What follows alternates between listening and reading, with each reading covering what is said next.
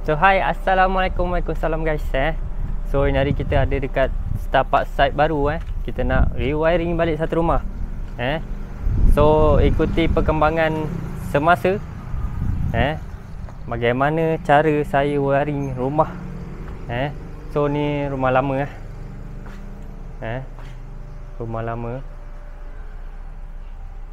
So dia pun lama. Main switch lama.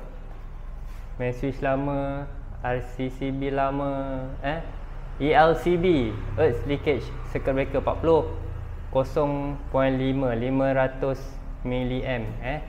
So dia punya fuse pun fuse lama. Kotak-kotak lama lagi. Oh, mantap ni kotak lama lagi.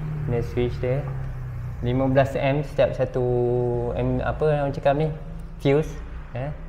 Sekarang dah tak ada 15 16 So ni tak cukup lama lagi lah. Ni tahun 80 lebih something. Tapi kalau tahun 70 dia lagi lama daripada ni. Ni dulu brand FNG. So switch macam ni. So dulu pakai double punya, double insulation, double punya wire. So ni keadaan rumah dia yang kita akan wiring balik. So barang apa yang kita guna, kita akan wiring secara tie loop lah. Thailand punya style. Kita pakai Hager. Ni Hager 52W, ni Hager 72W. Besar-besar tak kalut. Kan kecil kan, tiba-tiba kan tak muat lah, itulah inilah kan susah. Okay. Hager, barang semua Hager. So pipe 1 inci dengan suku, 3 suku. 2 bundle 3 suku. Standby lah. Ni ada 1 bilik, ada 2 bilik, ada 2 bilik sini. Ada ruang makan. Lepas sini ada bilik air kat sini. Lepas tu ni nanti bilik air lama ni kita akan pecahkan. Pecahkan. Kita akan buat dry kitchen kat sini. So dekat atas ni kita akan buang bumbung ni.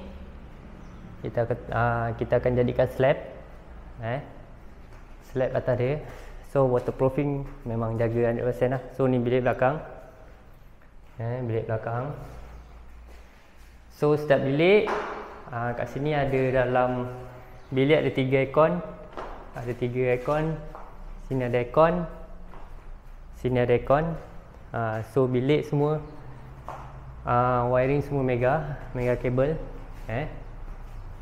So kat sini nanti dia akan ada 6 biji lampu.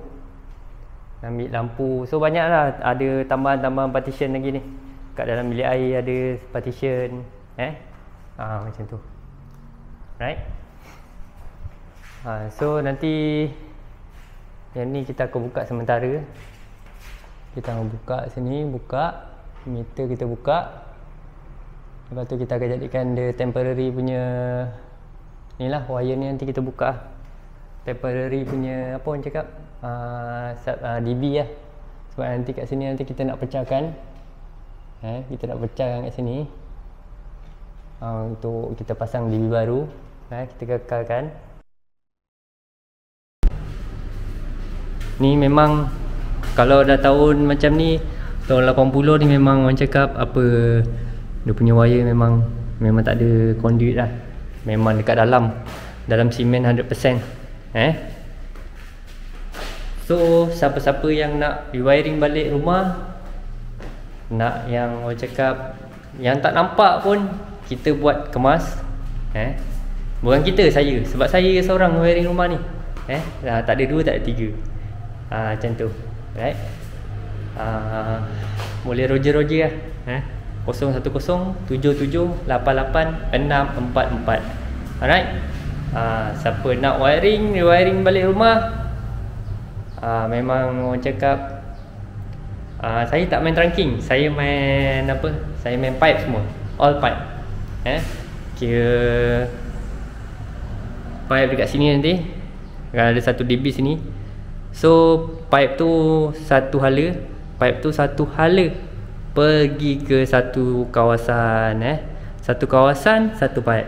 So jadinya kita tak ada pakai trunking, sebab bila pakai trunking wire semua duduk dalam tu. Jadinya mana dah tahu kemudian hari kan, kemudian hari kita nak nak troubleshoot, tiba-tiba ada problem kan, kita tak tahulah kan. So jadinya kita dah fokus dekat satu pipe je. Oh, pipe yang ni pergi bilik ni, pipe yang ni pergi bilik ni, pipe yang ni pergi bilik ni. So tak confuse. Macam tu cara saya wiring. Saya pernah pakai trunking dulu, tapi trunking tu okey. Untuk adalah tempat-tempat yang kita boleh pakai trunking. Pakai trunking ni memang okey, memang senang kerja lah. Kita tarik satu trunking, lepas tu kita dalam tu pipe wire semua kan. Tapi itulah, bila wire dah duduk satu tempat susah. Jadinya tak payah nak orang cakap apa kan,